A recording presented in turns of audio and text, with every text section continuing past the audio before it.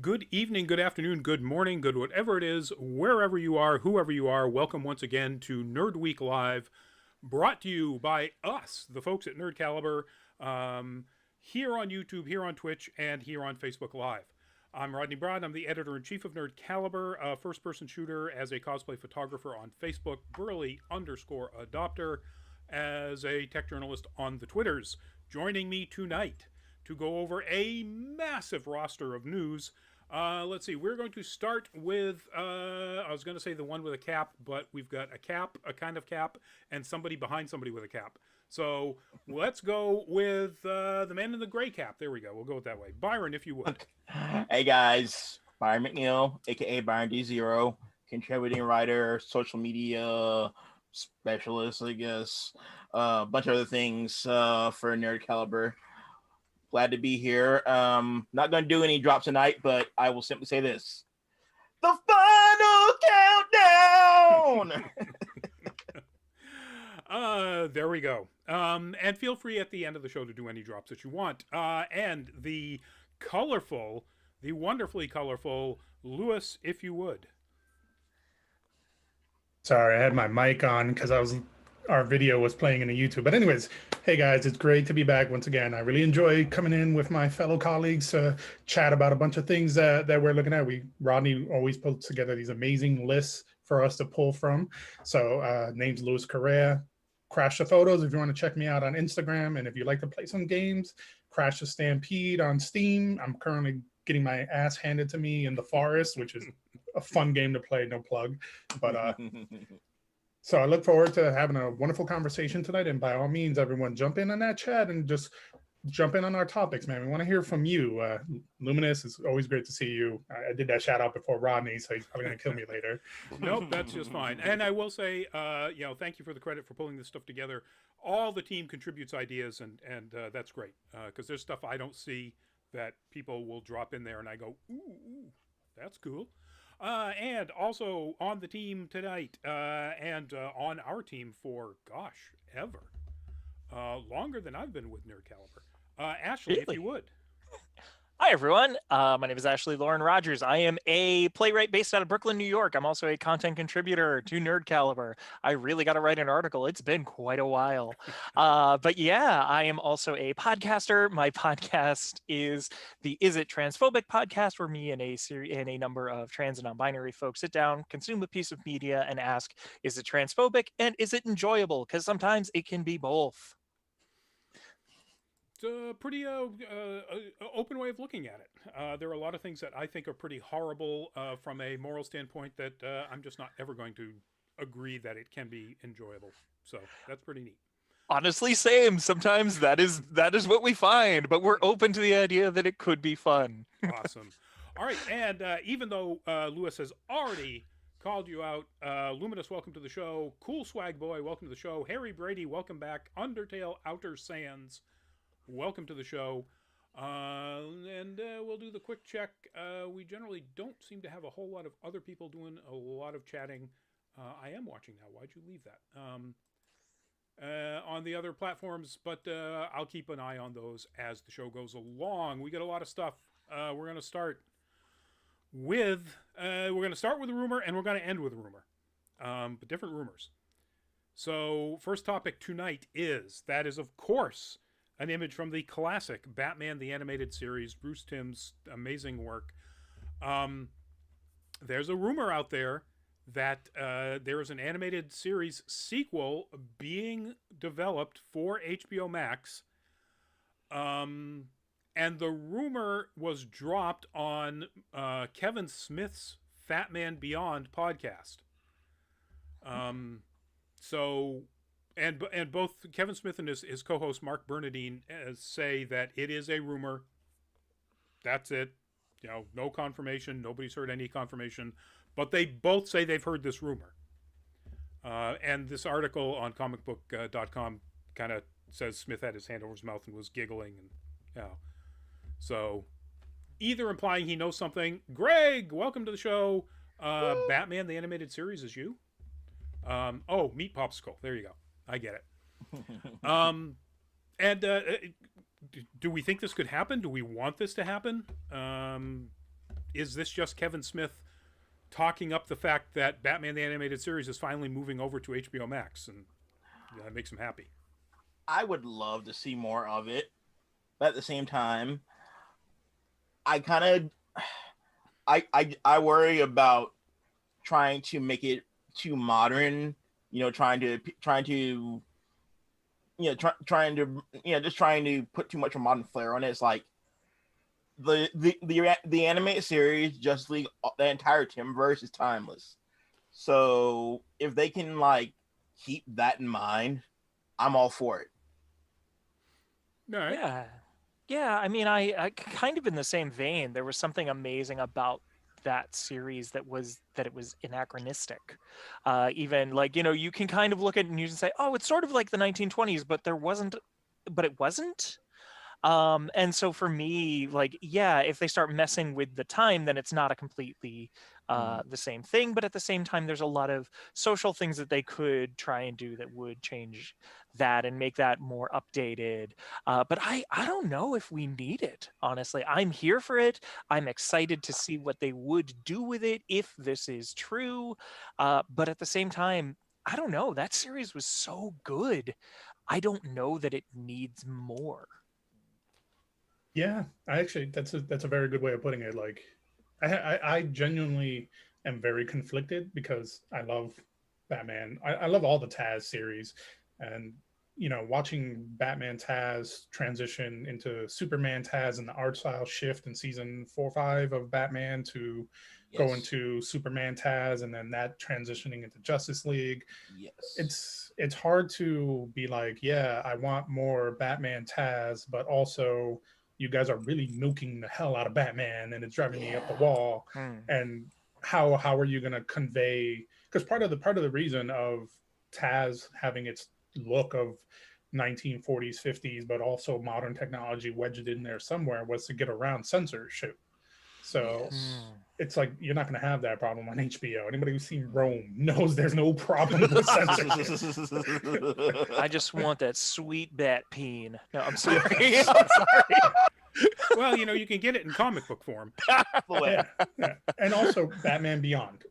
Transition into Batman Beyond. Like, it's just, do we need it? I want it, but do I need it? It's the same thing when I look on Amazon at my wish list. Do I want it? Or do I need it? To your point about do we need it, as Greg says in the chat, oh thank goodness, more Batman. We were in real danger of running out. Oh, man. DC's Wolverine. Yes. Yeah. He really is. He kinda is. Wow. Yeah. You can never make enough. We'll see where this goes, or whether it goes anywhere, or whether it was just Kevin Smith basically doing a stoner Boy I Wish. No, we're in hockey pads, bub.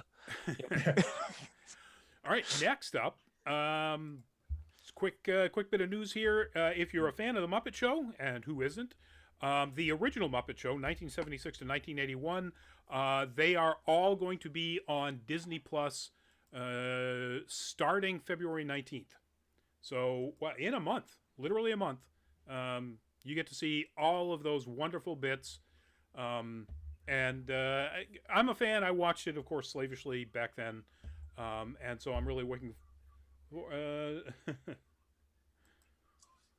Elaine, I get your vote. No Cap, only Iron Man. All right. Okay. That's cool. So, yeah. Muppet Show. We're doing these as quick. Anybody will get a quick Muppet Show? Yeah, why do we always come here? I just will never know. It's such a kind of torture to have to watch the show. Okay. Don't hate. I feel like I'm one of the few people that actually likes pretty much every iteration that the Muppet Show has had after. I really enjoyed their short-lived show on ABC. I really enjoyed the one that they've got right now, the new one on Disney Plus that's happening. So I sure, yeah, great. All right, I'm gonna be able to watch old Muppets.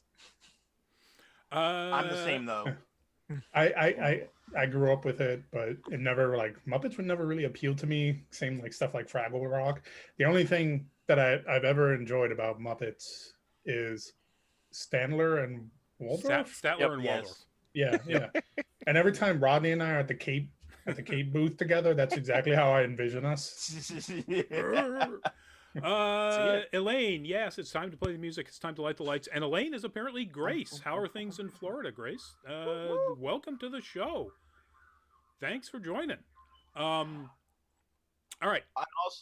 In all seriousness, though, I share Ashley's outlook. I love any and everything Muppets. And if you haven't seen Muppets tonight, that theme song slaps. Highly recommend it. That will be all. All right.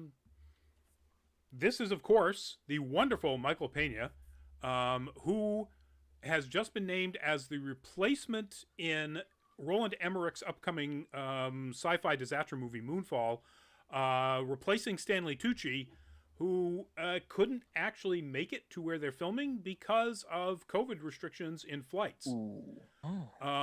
So that is just the weirdest change. I mean, Pena is a very good dramatic actor. You know, if you haven't seen The Watch, go see it, and then, you know, I was worth the word, not wash your eyes out, because it's not difficult to look at. It's so harrowing. It's such a, you know, difficult to be around kind of show or movie. But he's really good in it, and he's also super hilariously funny in all the Ant-Man movies and so on. Kate Animation, welcome to the show. Moonfall basically is a science fiction movie in which some sort of disaster happens and the moon gets knocked out of orbit and is plummeting towards Earth, and everybody's going to die. And a, quote, ragtag team, obviously, impossible last-ditch mission into space to try to fix it. Oh, man. So, like, Armageddon with the moon? Armageddon with the moon. Moonageddon. Moonageddon, exactly. Mm-hmm. Yeah. Except done by Roland Emmerich, so... Oh, it's going to be So weird. a good director. It's going to be weird. So it's just going to be a ragtag team of people who are not exactly like Armageddon trying to stop the moon, and on the way there, it's going to be like an Uber ride with someone playing gospel music the whole time? Possibly, or you know, more like Michael Pena takes his shoes off and somehow crawls through the spaceship, killing people, saying "Yippee-ki-yay." So, I don't know. You know, Emmerich's done so many interesting movies. It's hard to say. We laugh at that, but there's that whole thing that happened recently with the astronaut wearing the bear suit. So I mean, now I can see. Oh, that's right. That's true. That's true. Okay. It's so, like, I hate to say that it's nice to hear, but it is nice to hear that the reason was not that Stanley Tucci wants to eat people or something. It's just like literally crap, I can't because of COVID restrictions. You know what? Good. Not good, but good that he is respecting that everyone is respecting that everyone understands that. It is really unfortunate because it's also fascinating because they are two very different actors. But yeah, okay, cool. Like, and I'm glad I don't have to not like Stanley Tucci. He can be in the sequel, Moonfall to The Sun Falls. The moon falling. Yeah. I was going. Yeah. The gravity doesn't work there, but that's okay. Nope. I definitely. You don't need gravity. This is a Roland Emmerich movie. What science? What's that? Science. I definitely concur with that as well, Ashley, because you know we've had way too many beloved actors turn out to be problematic in recent years. And I mean, hero worship is a very toxic thing to begin with. So you know, thank goodness for that. But I wish him all the best. Yep. I love you, Stanley Tucci. Don't change a thing. All right, moving on. If you guys have seen this, if you haven't, boy, get out there and watch this. It's just insane. Nicolas Cage's latest trailer for his latest movie, Willys Wonderland, dropped, and basically it's Nicolas Cage in a live action, we're not going to pay for the rights to the real names, Five Nights at Freddy's. Yes. And it's absolutely bonkers, lunatic, and you get the impression, based on both what Cage's performance is like in the trailer and something somebody says to him near the end, that I don't know if he actually has a single line of dialogue in this movie. Even though he's the lead, and an unnamed character known only as the janitor. It's nuts. Whoever's seen it on the team, what did you think of this thing? Bro, so really, it's a funny thing, right? Is this morning after I got up and did some doctor calls and whatever, my buddies in Discord were like, "Hey, who wants to do a Discord watch of this?" And I was like, "Oh, Nicolas Cage. All right, let me click on this trailer." And then like 5 minutes after, I was just like, "Bro, we're all gonna watch this. This is I don't care. This is like a train wreck where like a space shuttle crashed into the train while it was moving. It's just batshit. If you like Five Nights at Freddy, if you've seen our Five Nights at Freddy content over the years, you're gonna love this. And if you're like me, who's played Five Nights at Freddy, and you're a real big puss when it comes to jump scares, this is the retribution movie I want to see to beat up all stuffed animal people forever. Yes. You know, I love me some Nicolas Cage. You know, I'm powered through all of History of Swear Words, so this will be a nice palate cleanser for that. Put it in my veins. Yes. Like, yeah. The only thing that could make this better is if one of the characters is in fact a bee, but that's Yes. not true. There's that. Not to be. Elaine, a mute Nicolas Cage. Never say never, I guess. Yeah. I don't know that that's true. Again, that's just my He based might on have the way very the trailer limited lines. plays out. Yeah. I mean, he's got the facial expression range for it. Literally, I'll be honest, when I started the trailer, I was like, I'm watching this trailer and I'm just like, man, if you take Nicolas Cage out and you put Jason Statham in, this is Crank 3. Yeah, kind of. As far as we know, with fewer drugs, but again, that may not be in the trailer. So, It's Nicolas Cage. There's a lot of drugs. well, no, I mean in the movie. I'm a vampire. Not in real life. I'm a vampire. Yep. Sorry. That's Also screaming Nicolas Cage quotes. The birds! The birds! Yeah, check it out, folks. It's just bonkers. So here for But this. going back to, do we have on demand on February 12th? Oh my God, I know what I'm doing February 12th. Same. Happy Valentine's Day to me. Yeah. Yeah. Instead of crying into my Ben Jerry's. Oh, that's Take your love to a Nicolas Cage. exactly. All right, moving on to next. This is a kind of just a quick hit because I'm not sure how many people would even know anything about this, but the co-creator of The Queen's Gambit, Scott Frank, is working to develop an adaptation of the book, The Sparrow, for FX, so that implies it's going to be a series. The Sparrow is a super well-regarded, multi-award-winning science fiction book from a little ways back that, according to this description, follows a band of Jesuit priests and scientists led by linguist Father Emilio Sandoz, who makes first contact with extraterrestrial life.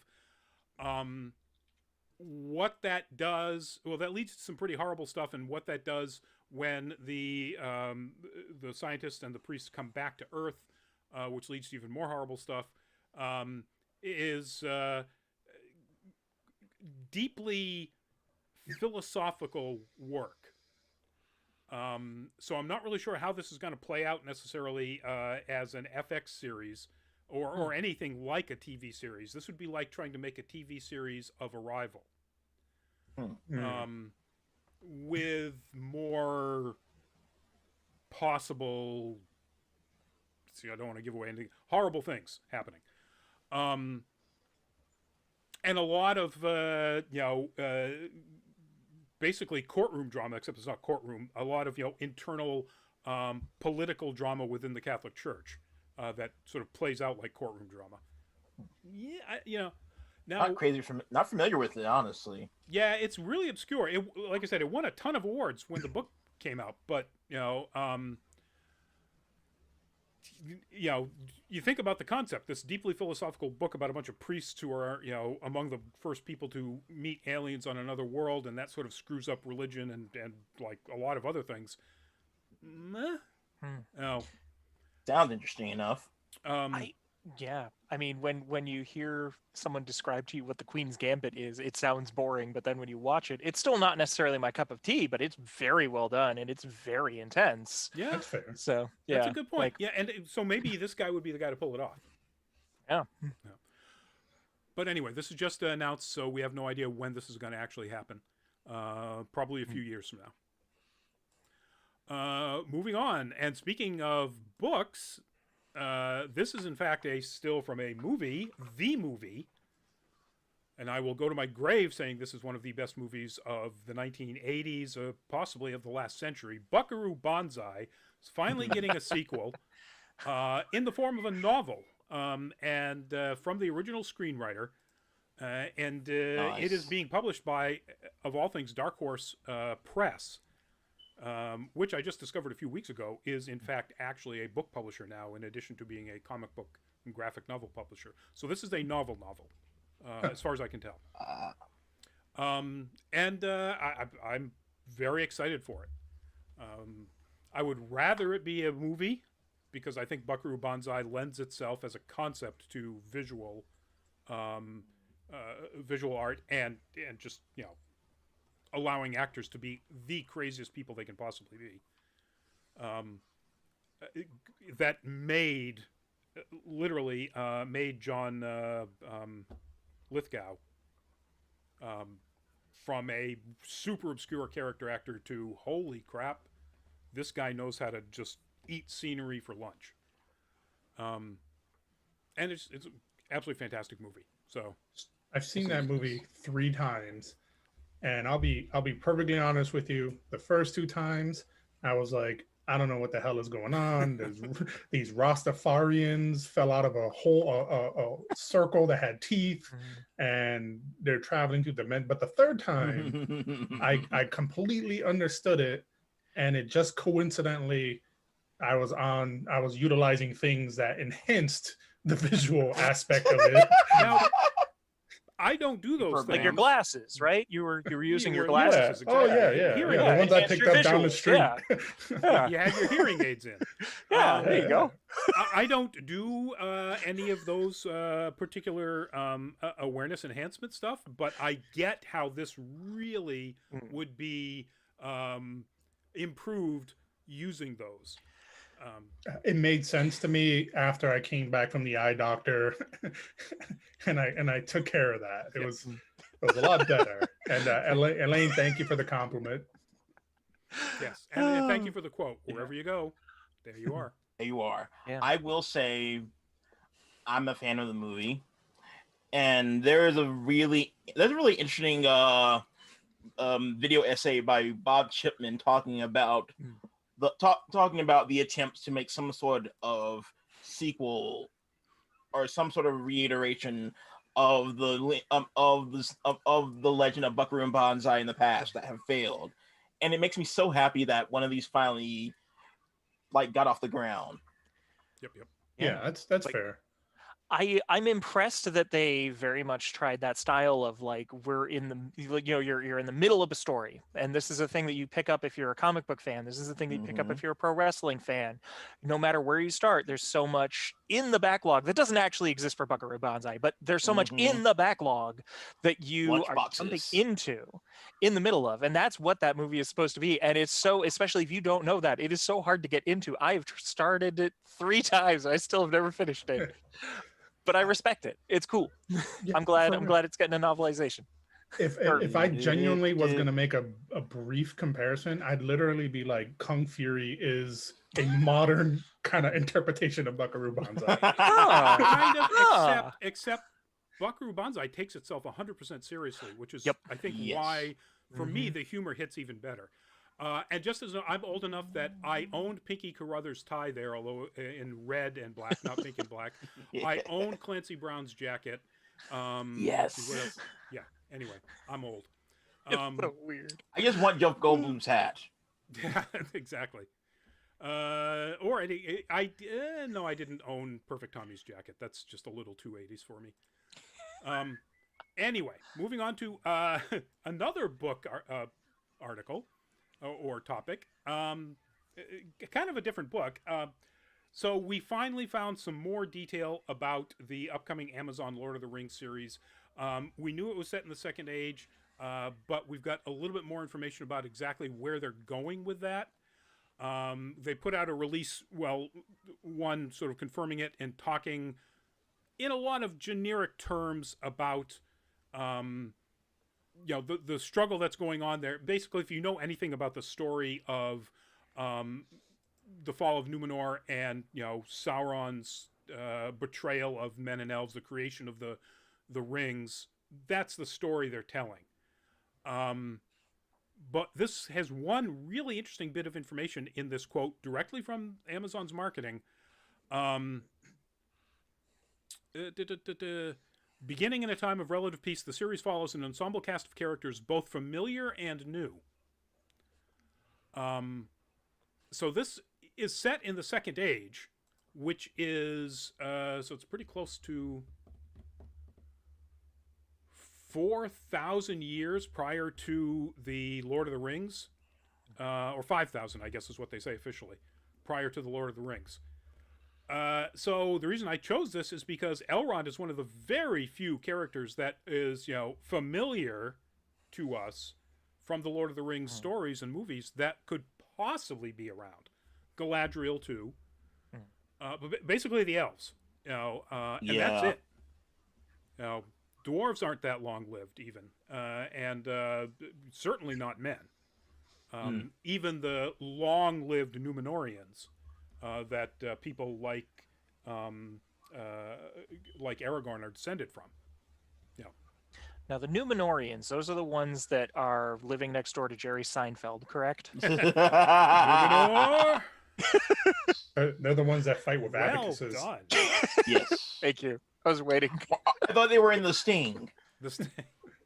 Well done. Yeah, Paul Númenor. He makes the salad dressing guy, pretty right? decent Yeah. salsa. Yes. The salad dressing's okay, but he makes pretty decent salsa. Bingo salsa. And excellent coffee. I'll give him that. Newman's own coffee is really good. Or Numenor's own coffee. Somebody The in the finest Lord of the beans Rings in Middle-earth. online game has to create Numenor's own coffee. Yes. Please. Yeah, that sounds cool. Numenorians, a sequel to The Mandalorian. Thank you, Elaine. Yes. Greg isn't here to, This to is the go way. 3 hours into Lord of the Rings, so we're safe. Yeah, even I had this down as a greater discussion, but realistically, that's the only kind of new information that they sort of drop. So there isn't much more to go in here. And yeah, we are saving ourselves from Greg's, Silmarillion chat. Silmarillion is actually much better than. Sorry, Greg, you don't sound like that. No, he probably could. He needs to now, though. Yes. Yes. All right. Speaking of other classic fantasy pieces of work, and I'm just going to let you know that until something from either what we're about to talk about or the upcoming movie drops, I will always and forever use this image to whenever we're talking about D&D, Dungeons and Dragons in movies or television. If you haven't seen this piece of garbage from the year 2000, go back and watch it. It's amazing. That lip game. Yeah, exactly. That lip game. I need that lip color, whatever that is. Lee Pace, man. Lee Pace. That's not Lee Pace. Oh no! Oh, you said lip color. I was thinking Lee Pace. I'm sorry. Okay. Anyway, the news is that one of the writers of John Wick, Derek Kolstad, is working on a Dungeons and Dragons series that is not the same thing as what we reported on last month, the Chris Pine Dungeons and Dragons movie, which was the last time I got to use that image. This looks fantastic. I mean, the idea that this guy who is also a writer on Falcon and Winter Soldier, and of course co-creator and writer of John Wick, is working on this. I am terribly excited.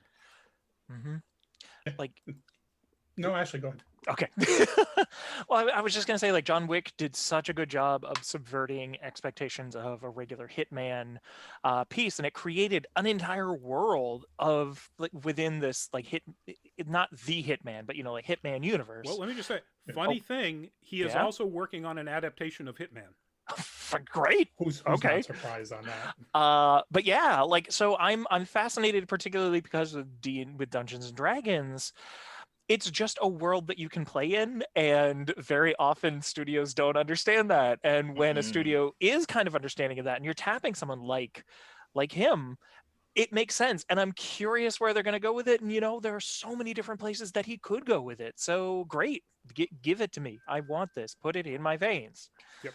Agreed. I mean, considering I think a lot of people don't understand the sheer level of especially using John Wick as an example, a sheer level of how they cross-platformed that one franchise into another TV series called The Continental, a crossover with a video game, Payday. You actually can play as John Wick and participate in the universe of that show and movie. So imagine what you can do with D&D when you do that subtle cross-platforming to other things. And D&D lends itself to a lot of fantastic narratives, so you don't have to start with pre-created characters because you're just building from the ground up, just like any DM does. Lapsed. Yeah, go ahead. As an avid D&D player, I can talk. I gotta say, I have to echo a lot of the sentiments being put on here. It's you don't have to follow a specific narrative to get D&D right. Just respect the source material. Respect that these races, these realms, and these creatures exist, and don't dumb it down. So this would be a good way to address the recent controversy about the races and characters and how up to very recently they were really stereotyped. As this entire race always has to be evil, or things like that. They got Wizards of the Coast that owns D&D got called out for that, and in the most recent updates of any of their rule books, they've made changes to that. Lord knows I've had those arguments enough times in trying to educate people on how the comparison to modern races, to current real races and fictional races cross into each other and intersect in such ways that create subconscious perceptions of people of color. Yeah. And I think it's great that the Wizards is trying to approach it, especially with the most recent, I forget the name, something Cauldron. Where they kind of somebody's Cauldron. Yeah, I can't remember the name of it either. But yeah, so and that's great. And I'm pretty sure the whatever movie or show that's going to be created going forward is going to participate in that as well. It's just going to be really weird if we have another Lord of the Rings D&D where all the heroes are largely white. So let's hope. And on the sidebar, I know we make fun of that elf dude with the blue lipstick, but I got that blue lipstick and that shit is banger. I was serious. Give me that lipstick. His lip game is on point. I'll send you the brand because I have Please, it. I want that lipstick. That character and that look harder than anybody else in that movie. 100%. And by the way, even back then, I'll give him Marlon Wayans, and I can't remember the name of the African American actress who played an elf. In that movie. Gorgeous. So, good on them. Everything else about the movie sucked. Yeah. But good on Marlon them. is the Wayans that has proven that he can act, which is weird. Yeah, good for him. Elaine, I just can't see D&D being anything other than an RPG. I hope it does go well though. Except have you read any of the books? Have you played any? See, I think the video games, because some of them are really good. I think when you have a series of creators, and this is why I'm kind of excited that there are multiple creators working within that, it absolutely can expand. And I think the problem was, particularly with the original film, the one that we keep referencing with the amazing lipstick, they had one thing, because if that one thing worked, maybe they'd create multiple, but it didn't work. And so therefore you've only got that one. And I think if we start moving in, I think once they started seeing the Marvel money and they started seeing, if we attack different genres, if we attack different styles, if we attack different things, I wonder if that's maybe the direction they're looking to go in. And again, I'm just speculating. But if they do that, I think that they can prove that D&D as a unit, as a world, as a thing, it absolutely still exists as an RPG universe, but it can work for movies if they allow creators that flexibility to create in different styles. Yes. That's and perfect. they've done that in the books, so there's no reason why they shouldn't in here. I give you a chef kiss on that, actually. Thank you. All right, so moving on. This is just a quick hit because we've talked about Moon Knight a lot in the last few weeks. Ethan Hawke is reportedly joining the series Moon Knight as a villain, an unnamed villain. Although they point out here that Moon Knight's general foil throughout much of his comic books is a mercenary named Bushman. And so that might be it, or they might be using a different character from some other Marvel property that just happens to fit nicely into Moon Knight, or gives Ethan Hawke the possibility of expanding out to other stuff as well. Make him Dracula, you cowards. Sorry. I don't know if that would actually be a good story. I'm not familiar with Moon Knight. I love everything that I'm hearing about in Moon Knight. I'm curious about it. More than anything else, I love the idea of evil Ethan Hawke. Yeah. So I'm so here for it. Make him Dracula, you cowards. That's a fascinating idea. That's not a typical kind of villain that Moon Knight deals with. He's a little bit more, well, as you can tell, he's more street level. He's Batman. Mm-hmm. Tortured psyche, in this case, literally splintered psyche. Yes. Dissociative disorder with multiple personalities. Mm-hmm. So even though he does have a sort of mystical aspect to him, he does have powers. Mm-hmm. I mean, and he's faster, stronger, and so on, and those come from an Egyptian god. But yeah. So the one thing I know from memes is that Dracula owes him money, and he's gonna get it. That big effing nerd. But yeah, it's like I love everything I'm hearing. I'm so here for this, especially with evil Ethan Hawke. If I see Ethan Hawke in something else that he's not a burnt out cop, I just give it a thumbs up automatically, because that's his type. That's his typecast. He's a burnt out cop in just about every movie. And at that point, he just like looks off to the camera like it's The Office and cashes his movie check. And I'm gonna go. I'm done. I'm a burnt out cop yet again. I don't know. Let's go back to Gattaca Ethan Hawke. Yeah, that's incredible. But that was pre like typecasting him as burnt out cop. Yeah, yeah, that's true. The remake of Taking of Pelham 123? Yeah, he was a burnt out cop in that. Oh, that's right. Yeah, burned out. And then we had Training Day. Training Day. Mm-hmm. Yep. Although he's kind of wasn't he sort of a burnt out rookie, or getting to be a rookie? Anyway, can you be a burnt out rookie? Sure. Well, actually, he wasn't a burnt out rookie. He was just transferring into that department. Oh, that's true. Okay. That's true.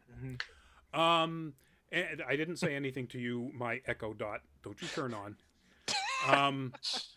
They're listening. They're listening. They're always listening. That is, of course, a screenshot from The Last of Us 2. I just grabbed that because, I love it. But the news is we get a little bit more information about the upcoming HBO series adaptation of Last of Us. And they've tapped a director, Kantemir Balagov, who is known apparently only for this movie called Beanpole, which is this super indie thing that swept Cannes, which is like the most depressing movie you've ever seen. Tells the story of two women in the aftermath of the siege of Leningrad during World War II. And as this article on the playlist says, that's exactly the right kind of person you want to make something like The Last of Us. Yeah. So decades ago, maybe a decade ago, I was gifted an Xbox 360. And as a result, I've never been able to play any of The Last of Us's. But everything that I hear about it, everything I understand about it, this is up my alley. So giving me a way to experience it is something I'm super excited about. So yeah. Now I'm just sus now, because it's like I've heard all my friends who love everything about Last of Us from all my friends, and I'm like, cool, I'm already depressed. why do I want to watch a show that is basically what we're going through right now, just with fungo, with black mold on people as opposed to the walls? I'm gonna watch it. I watch shit like that. All Children of Men. I watch shit like that all the damn time. So, I'm just looking at my massive back catalog of PS4 games that I have yet to touch, and The Last of Us Remastered is on that list. So now I'm doing tisk tisk. I've never played it, so I can't say that. But again, like all of us here, I'm excited. I'm excited, and we've all got friends who are like, "Oh yeah, you gotta play it." Same as Elaine, never played it, but the soundtrack is amazing. There you go. Let's hope they get somebody really good to do the music for the series. Relax. No, I'm sorry. Sorry, go on. Just ignore that. I recommend somebody dropped the word anime. I recommend the guy that did the music for Abyss, Made in Abyss. Oh yes. Neil something, Penkin. Yeah, Penkin. I forgot it was a Westerner who did that. Yeah, amazing, absolutely amazing, really cinematic, wonderful. Anyway, moving on to our next topic. That is, of course, from the best of the recent Star Wars. Don't fight me. The Last Jedi. And the news is that it has nothing to do with The Last Jedi. The news is that Star Wars, or I guess now Lucasfilm Games, which is their new, as we reported last week, name for their gaming division, has tapped Ubisoft, specifically Ubisoft sub-studio Massive Entertainment, to make a new open-world Star Wars adventure game. Cool. So they just made the new department for games, and then they already want to F it up. That's great.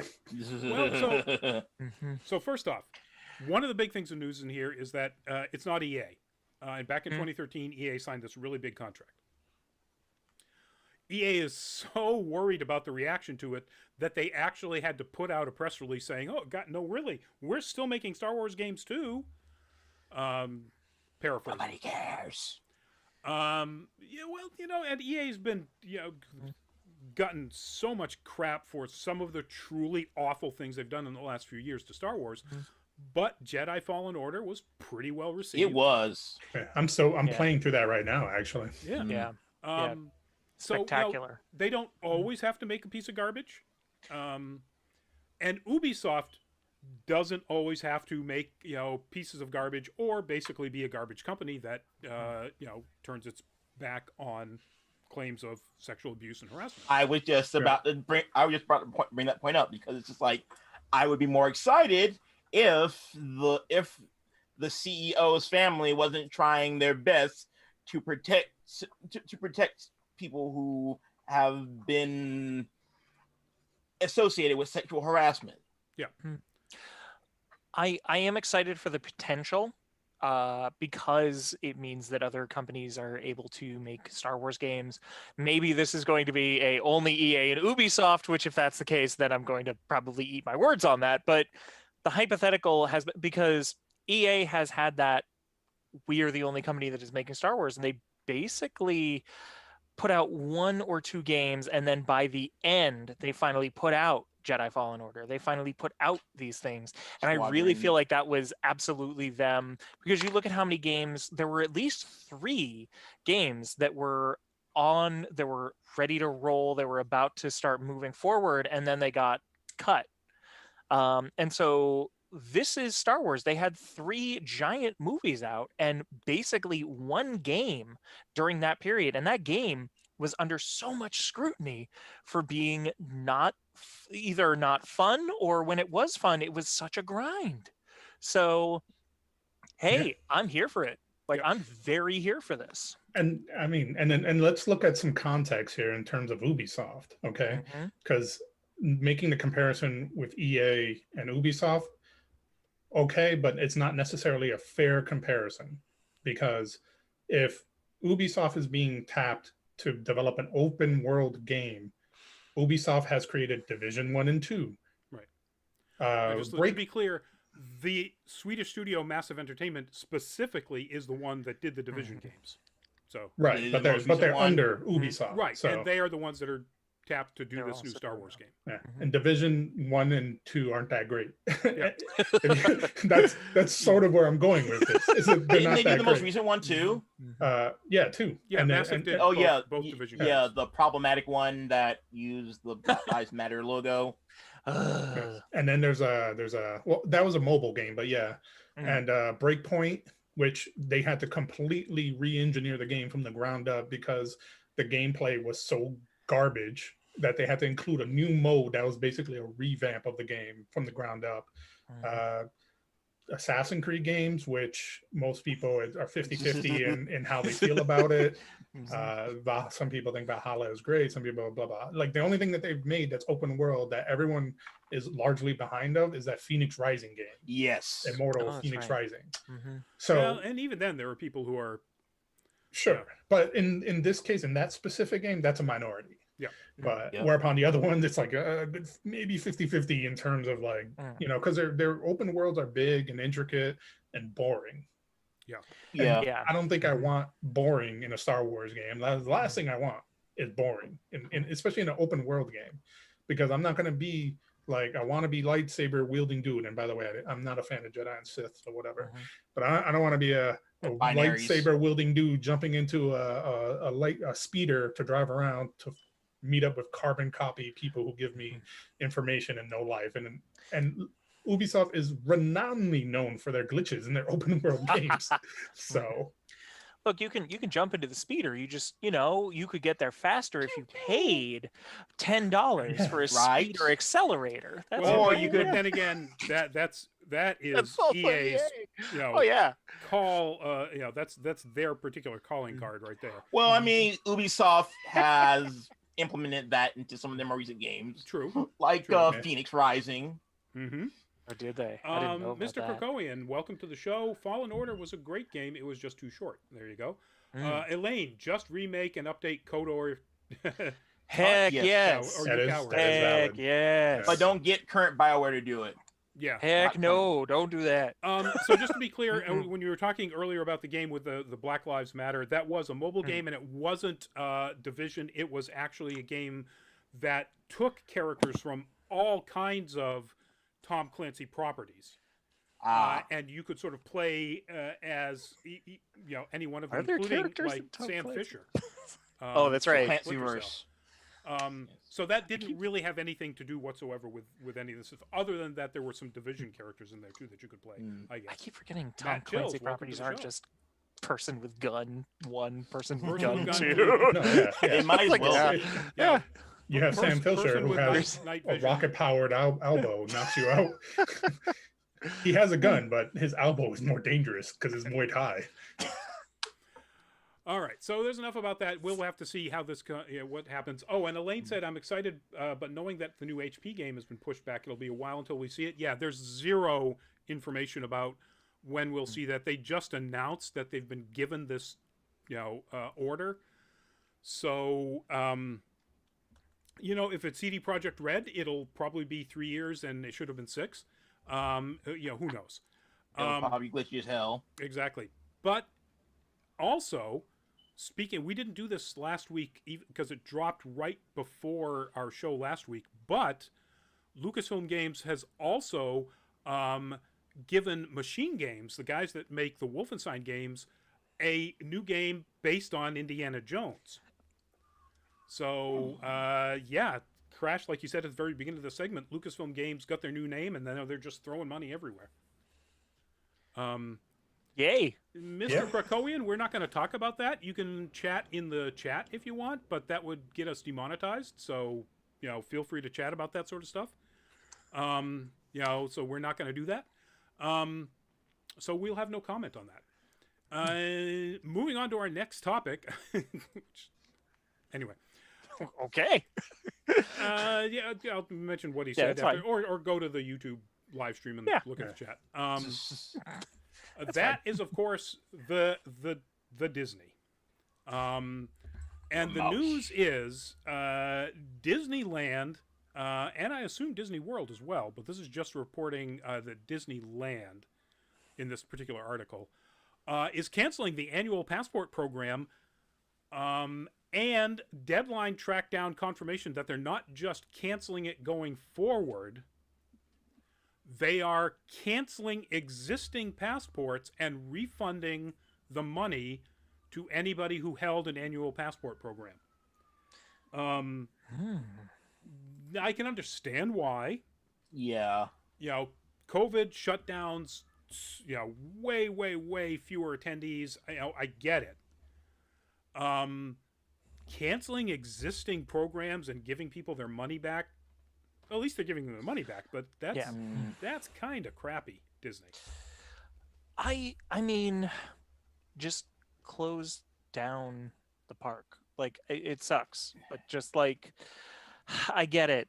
But at the same time, if you have to do something like that, like, I don't know. Like, yeah, I maybe that's all I have to say about that. It's just, man, I am not in a position where I can figure out the business of this. But at the same time, like, if you have to make a drastic move like that, because that's big, then like you're canceling your yearly membership because you don't want people to show up constantly, or like, I don't know. At that point, just close down the park. Like, I just think Elaine is confirming Orlando so Disney World just dropped that they aren't allowing the buying of new ones, but they are allowing you to renew if you already have one.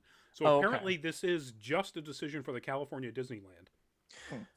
But I'm sure it'll become norm across all of them eventually. Yeah. They're probably just dipping their toe. Yeah, and as Elaine points out, that Disneyland, the one in California, is hemorrhaging. It's been closed. It's closed now and hasn't opened since March. Good. And I assume that's because of state rules and regulations, and I get that. But you're a Disney passport program holder, and they send you a check saying, "Hi, here's your money back for all of these days that you were planning on showing up like every weekend once you can in 2022 or whatever." So hopefully you'll take this money and go buy tickets, which will be, of course, more expensive than the passport program, for every one of those weekends you were planning on showing up. Sorry. It's kind of like, it's in my opinion at least, it's kind of a double-edged sword though, because if you let's say hypothetically they're like, okay, keep your passes, but we're only going to allow it for this year, for the upcoming year, and then that's it, we're not doing that program anymore, then people complain that they're not able to go out there to utilize their passes to the maximum efficiency that they want to, and they would like their money back because they can't utilize their passes. And then so either way, the money, you're going to have that argument there. Either you give them their money back now, give everybody their money across the board back, or you don't, and then they're going to demand their money back. And now that I have that context a little bit more, if they're just closed, that's great. Okay, cool. Yes, absolutely. Give people their money back for that time that they're not able to be there. And then when they can reopen, yes, absolutely. Hit up those people and say, hey, we're going to be reopening at this time. You were a member. Let's give you a little bit, hypothetically, let's give you a little bit of a discount so you come back and be a passport member. Yeah. That's a smart business strategy, in my opinion. Yeah. Except that they will not be, in Disneyland anyway, in California, they will not be allowing the purchase of passports anymore. Oh, ever? Well, until they change their mind to the extent of our knowledge, yeah. Hypothetically, I would. Yeah, I'm curious about that. Okay. So this is gonna have a lot of repercussions for Disneyland's attendance going forward when they do finally get to open up. And Elaine, thank you for answering the question in the chat. I was going to drop that in there, but good for you for jumping in and answering it with your expertise. All right, moving on to our last topic. And that is, as I said, the bookend rumors. The current rumor out there is that Chris Evans is deep in talks, if not already signed a contract, to come back as Captain America in some sort of MCU property. The article from Deadline that quotes their insider sources, the headline says in future Marvel projects, so without a modifier, a or the, we don't know. But that generally means a singular when you say it without, multiples. But then in the article they say in some form. And again, this is rumor. It's based on one source from Deadline. Deadline is really good about this stuff usually. But Chris Evans has been hounded so much on Twitter about this that he actually did say something, and it was the amazingly non-committal news to me shrug emoji. So honestly, I'm going to be honest. Like, I believe it. Yeah, and I'll believe it because for like the last couple of years, that's always been a hotly debated topic of when he's going to retire, and he's going to go to be a director. He's going to direct some MCU things. Maybe he might come back as Captain America. Now, if I put myself in those shoes and I'm like, I'm retired, I'm not playing this character anymore, and then Marvel shows up and it looks like a greasy drug dealer with a wad of cash, hundreds, and it's just like, hey, how about, right? So we got all these TV properties, right? You don't got to actually be Captain America in all of them. You could be like a commercial, like we did way back when, where you were just like Spider-Man, an Spider-Man infomercial. Homecoming. You could be a school video. Yeah, exactly. Like if we insert you in those ways, technically you're not reprising it so much as just putting the clothing on, like Ghostbusters 2 in the beginning when they dressed up as Ghostbusters, but they weren't actually Ghostbusters. It's kind of like that. Like I could see that whole like hustle. Yes. And then Chris Evans like, you know what? I need a third pool and a bigger yacht, whatever. Yeah. You saying that you just roll me in on my office chair while I wear Captain America's hat and shield? Here's deep conspiracy theory here. Maybe he needs the money to buy into the Patriots. Oh, okay. Wouldn't that be great? Chris Evans as a co-owner of the crap. Captain America owns the Patriots. That would be glorious. now you're going deep state. Deep state. Laura Boyer, welcome to the show. Luminous, what has Evans been doing recently? So, Knives Out. Look, if you haven't seen it, go watch it. Oh my God, what's so it? good. Defending Jacob? Is the Apple TV series that he did?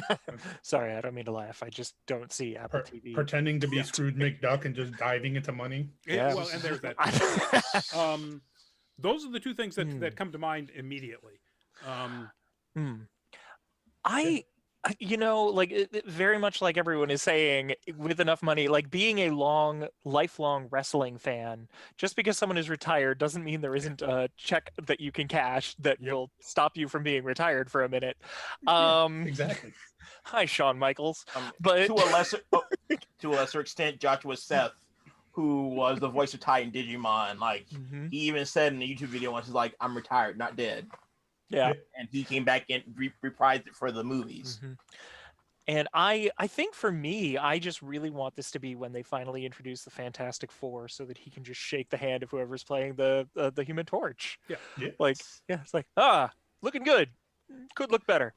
Also, and I'll add a little bit into conspiracy theory here, but not outlandish conspiracy theory. Again, I'm going to say as if I'm inserting myself in his boots. I want to be a director. And I want to direct some things. I want to be behind the camera. If a major studio comes to me and is like, reprise this role in small increments, and it most likely wasn't a money thing. They were like, we'll fund one of your projects, we'll put it out there for you. A lot of actors who are transitioning into directing, they make those deals. Yep. True. And I bet Evans wouldn't have to make that deal. I bet anybody. If he presented a project, even if it was a pet project, to any production house out there, they'd jump on it. It's Chris Evans. I don't know that because he does have a lot of passion projects that he wants to get off the ground too. Though. Hollywood is very mental wise, they're kind of reductive at times. And they see an actor and they're just like, you're an actor, get in front of the camera. That's it. You're not going to direct. You're not smart enough. Yeah. Not to say Chris Evans is not intelligent, but they typically don't have that farsightedness to consider an actor becoming a director. Yeah. So it wouldn't necessarily be an easy sell for him. You still have to shill your work. Yeah. And with What If coming up, and the possibilities of how he could do something in the MCU are endless. He could literally just portray. Here's something really funny. He could portray a non-enhanced Steve Rogers meeting Peggy Carter's Captain Britain, you know, and he's just doing the voice. You know, yeah, you bring up a really good point that it could be a what if, where that this entire conversation is very much a like, oh, you know, he's going to come back and he's going to show up and he's going to be Captain America. Like, but at the same time, it could literally just be, oh, he's voicing a character in this what if. It could be Old Man Steve. Yeah. I think it would make sense that he is, if he's going to appear in any of the MCU movies that are set in the time frame after Endgame, like maybe the upcoming Spider-Man movie, that he's Old Man Steve. I love Old Man Steve talking to Spider-Man. Honestly, I'm here for that. Yeah, okay, I'm a pep talk. He could also be reprising Captain America in like files and videos that took place before that. Also, Doctor Strange, the new Doctor Strange movie sounds a lot like dimensional hopping with the quantum realm and things like that. So he could be in there as a different version of Captain America. Not the Ultimates version, Cap, the complete asshole. Oh my God, yes, please. Caveman Cap. Yeah. This Hail Hydra Cap. Yeah, no. Captain. So Captain that was Hydra. one of the speculations in an article I saw that he might be the Hail Hydra Cap. And no. Nope. Fuck no. No Nazi. No Captain Nazi. I'm so mad. So you guys collectively are telling me I can't wear my Captain Hydra shirt anymore? No, you can wear your Captain Hydra shirt. That's fine. You know, it's just gonna ring a bell behind me and walk me down the street. Exactly. Shame. Yes. Shame. Yep. No, what we'll just do is, you know, like every Nazi, we'll report you to the FBI. There we go. So anyway, so that's it. We don't know really if this is actually You're about to make this real. proud boy into a sad boy. As should happen to all Proud Boys everywhere. Proud Boys. Sad boys. Sad prison boys. Anyway. What was I going to say? Oh, and even though he's sort of, you know, shrugged this off, we know that Disney encourages and Marvel encourages their people to, if they have to, flat out lie, like Tatiana Maslany did about She-Hulk. So who knows? We'll find out, ideally, when they actually decide that they need to announce this because they need more hype. And that's it, folks. Let us encourage you to check out our Patreon, patreon.com/nerdcaliber. We'd love to have you support us. We'd love to get more names up at the end credits of our YouTube videos. That would be fantastic. You know, they're very, very small dollar amount tiers. I think we have 2. And there's not like really any rewards. You're just being a nice person and helping us go to cons when cons happen and so on. So check it out. Because you love us. Because you love us. Patreon.com/nerdcaliber. Does anybody have a could we please, could we not? I have a could we please. Could we please have more tweets of Lucy Lawless telling off Kevin Sorbo? Yes. We're not going to go into details on that, folks, but do look it up. It's beautiful. It's one of the best burns ever. Anyone else? Just remember with what's happening tomorrow and the rest of the week, just chill out, take breaks, enjoy movies, talk to your friends, but also remember that just because it's happening doesn't mean it's the end of it. Things need to be undone. We can't take a W and run for the hills. There's no more just taking W's anymore. We got to work hard together. This is in the game. There is no Super Bowl in this game.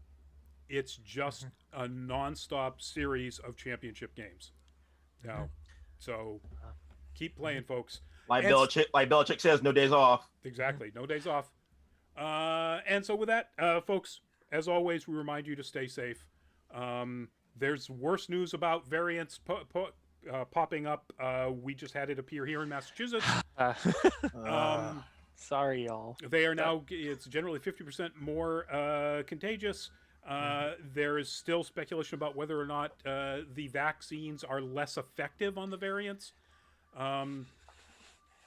So with that, wash your hands, wear your mask, keep social distance, stay away from crowds if you can, you know, quarantine if you can, and please be safe, both tomorrow and going forward.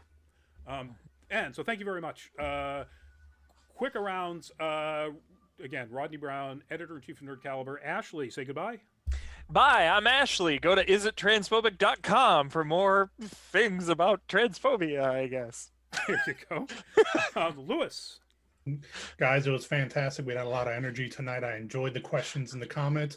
By all means, if you want to catch some of our old back and forth, check out our older videos and a lot of the other content that we provide on our YouTube channel, on our Twitch channel, all the other stuff. And I look forward to seeing and hearing from you guys again, man. God bless. Good night. Love, peace, and chicken grease. There you go. And Byron. I'm McNeil, aka Byron D0. I do YouTube stuff for Nerd Caliber, and I do my own stuff, my own channel, which is also named Byron D0. I update it at least twice a month, so check it out. There you go. Awesome. And good night, everybody in the